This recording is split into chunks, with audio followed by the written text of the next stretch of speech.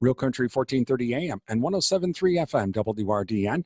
I'm Brian Winnekins. Joining us today, Jeff Lyon. He's General Manager of the Farm First Dairy Cooperative. They had their annual district-wide meetings here recently.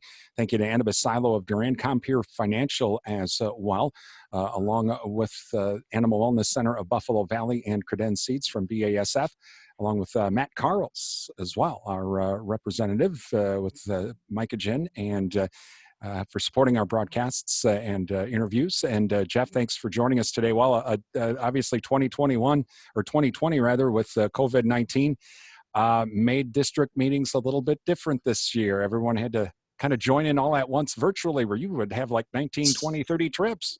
Yes, certainly did. Early on when, this all hit, right away you're thinking, what are we going to do with district meetings? Not knowing, because all the information's been coming, from the start of it, just different. You hear different things. Okay, what can we do? What we can't do, and all those kinds of things. And as a cooperative, our bylaws, we have some rules and regulations that we need to follow. And we're supposed to have, a minimum of one district meeting in each of our 9 board districts, which goes across Upper Midwest. We're, Wisconsin, Minnesota, South Dakota, Iowa, Illinois, and UP of Michigan. So, we've spread out and we have all, we usually have about 17 or 18 of these meetings. So we had to do a temporary change to our bylaws so we could just do one virtual meeting, and our board of directors decided it was the best interest of all our members and our staff, as far as their health and safety. And certainly we haven't seen things get better as far as the positive cases, those kinds of things. So we did the virtual meetings. So it was our first attempt at it. And the way I looked at it was that we had a chance for some of the people who may not have ever gotten to a district meeting, a chance to participate. Jeff, 2020 was obviously an incredibly volatile year for the dairy industry when the pandemic started. Wow, milk prices took a big hit. Then we had reports of milk dumping and that sort of thing. For Farm First Dairy, how did the co-op manage to work through all of that? Well, one of our divisions, Family Dairies USA, it's our milk marketing cooperative or milk marketing division. We don't have a processing facility, but we do market milk for about 165 farmers in the UP of Michigan and on the eastern side of Wisconsin. And it affected us dramatically. The quick story on it is I was out in Washington, D.C. at a National Milk Producers Federation board meeting the 11th or 12th of March. And, I was planning on do some of my normal lobbying, those kinds of things that we do, our advocacy efforts that we have. And those meetings started getting canceled that afternoon. And it was like, let's get home because they're all talking about this coronavirus, COVID-19. And I bring that up because, I got back to the office on that Friday, and by Monday morning, we had calls from our processors that we supply milk to, just saying, hey, we're not going to need as much milk because we're waiting to see what's going to happen with all the government regulations. Are we going to have these shutdowns? Are we going to have all these different things? So we were preparing and had to prepare to, a lot less milk that our buyers wanted. And we came real close that week to having to dump about 70 loads of milk just for that week. But we were fortunate to find a buyer who bought all our milk throughout the low prices there. And so we never had to dump any milk. And we were much more fortunate than some of the other cooperatives and the proprietaries. But it's that quick and how fast it happened. I mean, in the milk business, you're going to have different times where a processor says, oh, we don't need as much, we need a little bit more, but it's a longer, kind of spread out thing. This was just overnight. And it was real dramatic for not only our cooperative, our milk marketing cooperative, but, everyone else as well. Meanwhile, Jeff, as the year went on, obviously, things kind of went the other way. Then all of a sudden, cheese markets went through the roof. Some of that was from the CFAP program and the Farmer Food Box program and some of those other programs. And then all of a sudden, you have the swing the other way. It's like, okay, how much more milk can you send us? That had to be another wild swing. We had, yeah, that's, I'm glad you just with the follow up there, because that's what happened. I mean, just as fast as it went down, then it turned around, and we saw some of those safer at home things get released, and the things that you mentioned. You had started with some of the government programs were getting passed, the food box program, the payments to the farmers, all those different kinds of things, and you saw demand increase. And you're right, then our customers were saying, hey, can you find us any more milk? We need milk because we got to fill these orders. And I think what happened, a lot of them, they had stock, they had cheese or whatever in inventory, and then they, sold a lot of that. I think that another big change, if my director of milk marketing was here too, would say, the plans have changed too, where you'd have, maybe 2 or 3 months where it's kind of, this is how much milk we're going to need. It was much more in the 2 to 3 week kind of thing. They were, as far as their orders. So it kind of changes things there.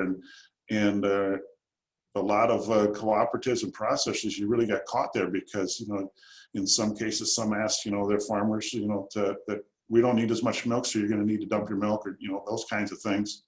And then, they might get rid of animals and, all the different kinds of things you might do to reduce production. And then when it turns around, you can't just turn it on real quick either. So it was, just very difficult all the way around. Talking with Jeff Lyon, he's general manager of the Farm First Dairy Cooperative, as they had their area district meetings virtually here last week, or earlier this week rather. Jeff, how did financially did the cooperative do okay? Yes, we did. In all of our divisions, we did. We were profitable in all divisions. Talking about our milk marketing division, obviously, months of March, April, and May were very difficult for the cooperative because we were selling a lot of our milk at distressed prices, severely distressed prices. And that was kind of expected. We knew that. And then, the hard part about it, and, at that time is we didn't know how long we were going to be at this low prices. There was a lot of people projecting it could have been out a long, long time. Fortunately, the price rebounded, and we were able to obviously get more for milk. We were able to give it back to our patrons, and we were able to turn a profit there. In our member relations or member services area, we were able to turn a profit there.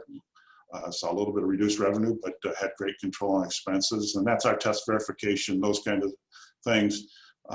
And that all did well. And then we have a milk testing lab up in Kaukauna, Wisconsin, and it was very steady and did very well too. So we feel fortunate as a dairy cooperative, because I don't know all of them that were able to turn a profit, but for us, we were able to. So we feel very fortunate. Like I said, for the milk marketing division, it's good that we were able to get that money back to our patrons and give them a good competitive pay price. Talking with Jeff Lyon today, he's general manager of the Farm First Dairy Cooperative. Jeff, 2021, while we may have the vaccine here coming up, there might be some changes, but what's the co-op forecasting for 2021? A lot more challenges?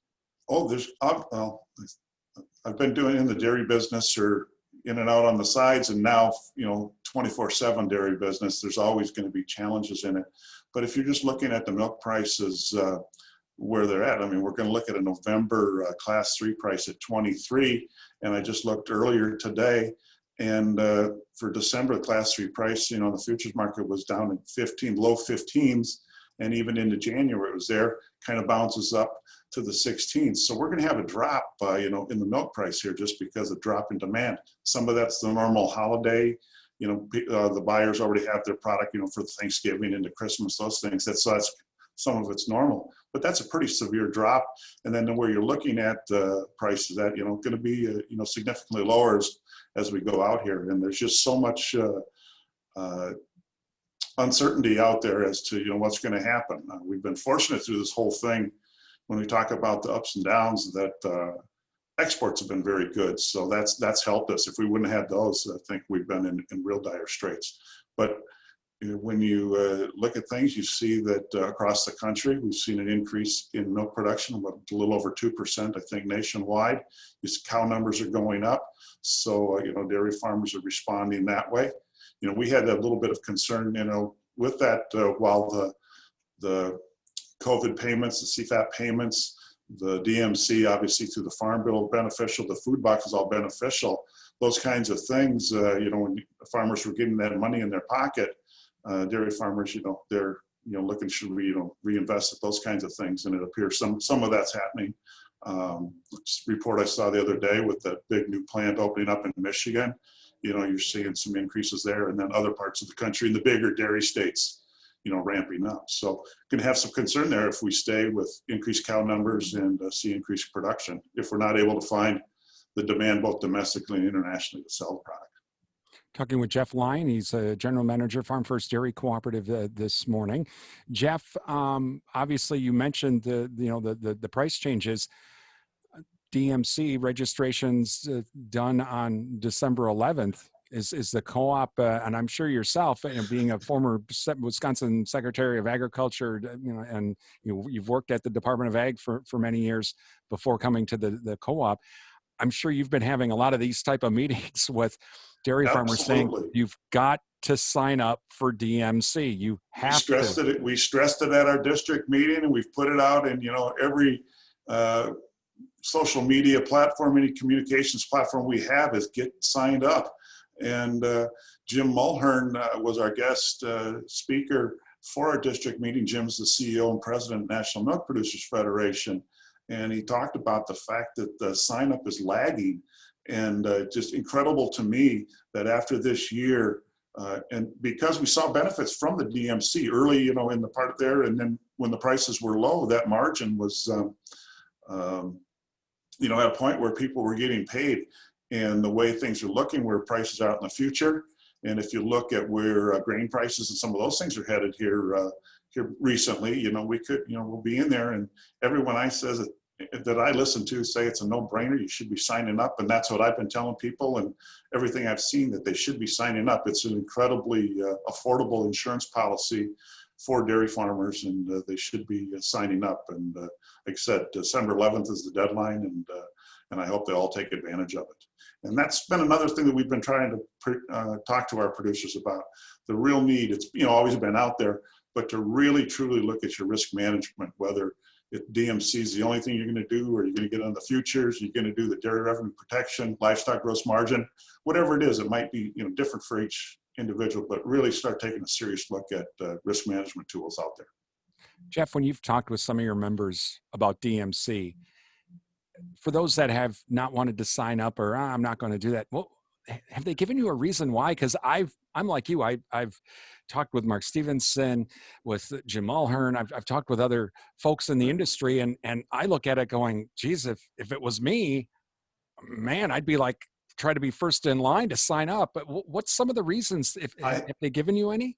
I don't know. I mean, well, some people aren't going to sign up just because of belief or non-belief in wanting to participate in programs, and you're always going to have a few of those folks, but that's not a whole lot. And what I can't believe on it is because some of them that I've talked to, they were ones that didn't sign up, for 2020, and then when we got into the real tough situation, with low prices, when we're looking at some government assistance, those kinds of things, we had a lot of people, hollering or getting more vocal, saying, "Hey, open up the DMC so I can sign up now."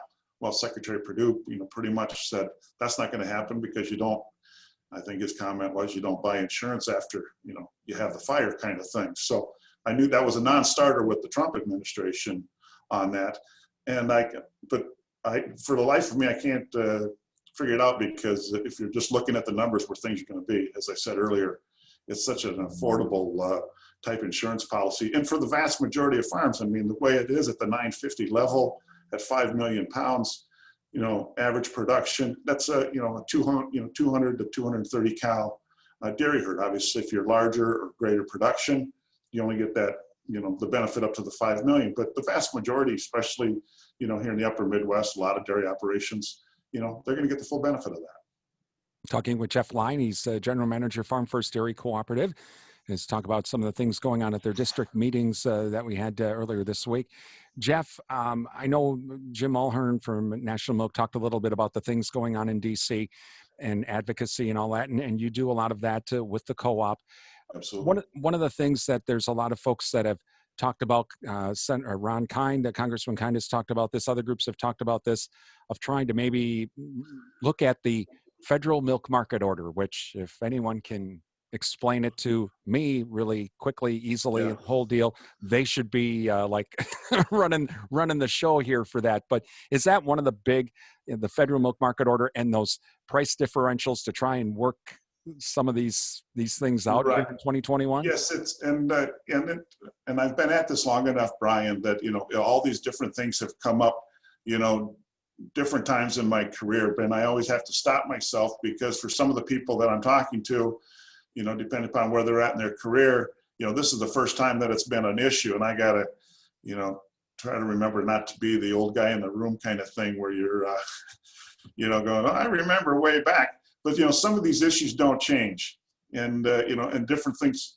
different circumstances, everything, but it's it still comes up. And I think groups will be looking at. I know National Milk, others will be, other commodity farm groups will be looking at, federal order reform, because of the negative PPDs, which is the big issue on the changes that were made, in federal orders, and people will be looking at trying to make some changes.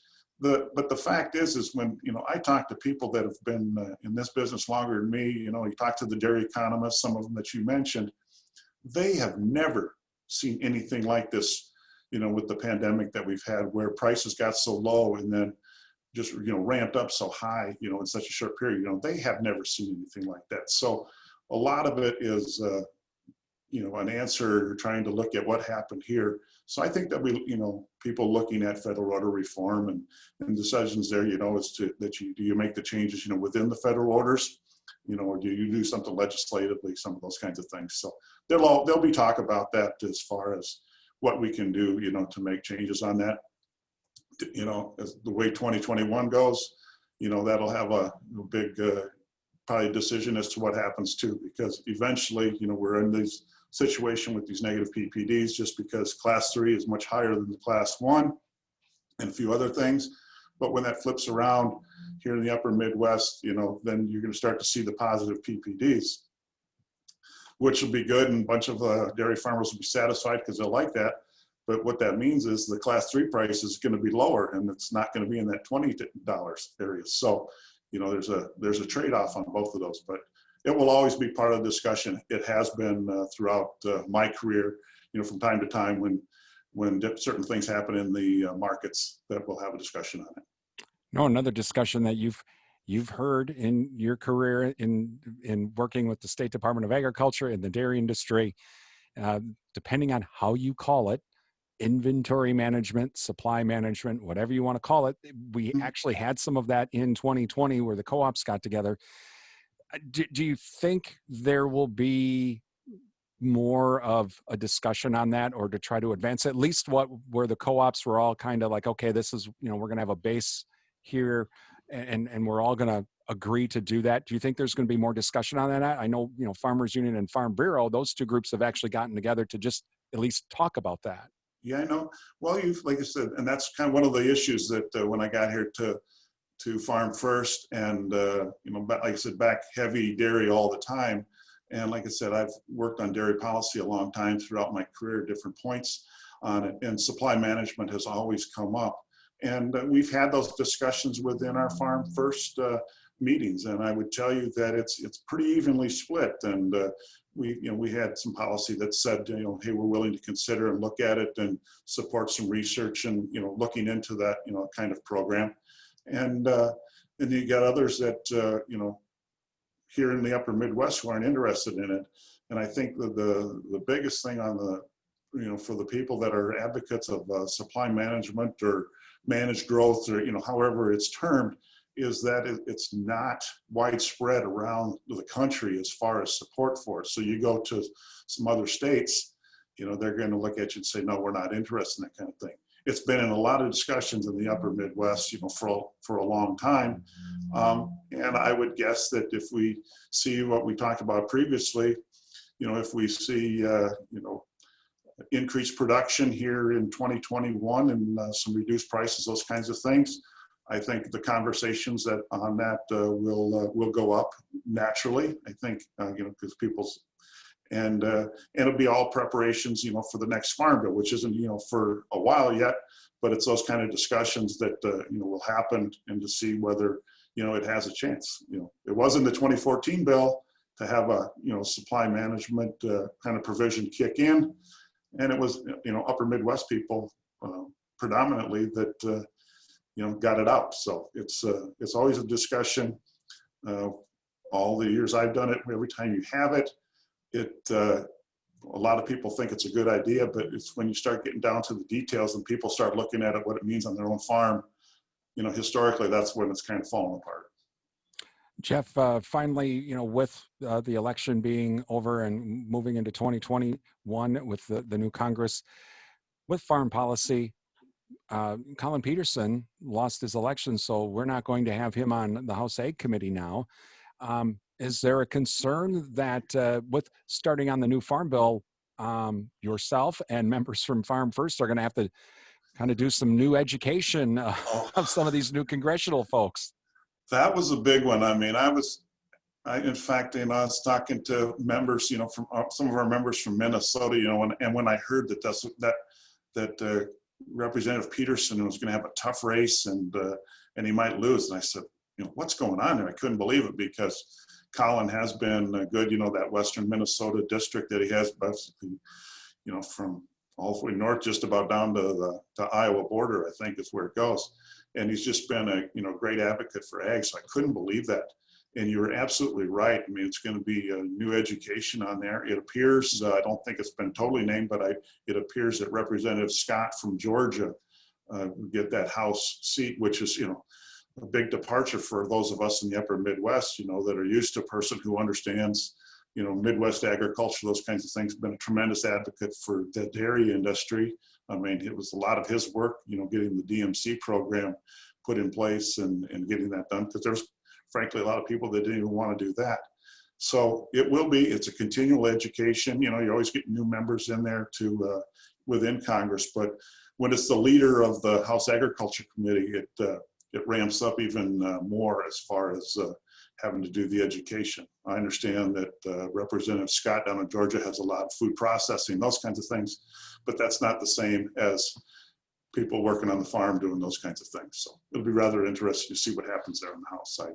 And on the same time, on the Senate side, we'll also have a new Senate Ag chair, because Pat Roberts retired. Correct. And I mean, he's been around there forever. Back, a long time ago, I remember him in the House of Representatives. So yeah, you're going to have some new players with new interests, new ideas. And then obviously you haven't brought it up, but then you put in with President-elect Biden, and we don't know exactly who's going to be his secretary, but and just how it'll all play out, it'll be rather interesting to see, what they want to do as far as farm policy, agriculture policy. And that was one of the weak areas for President-elect Biden, as far as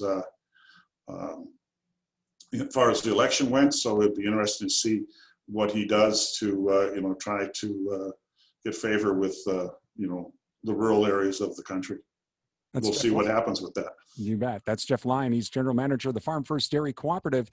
This is WRDN.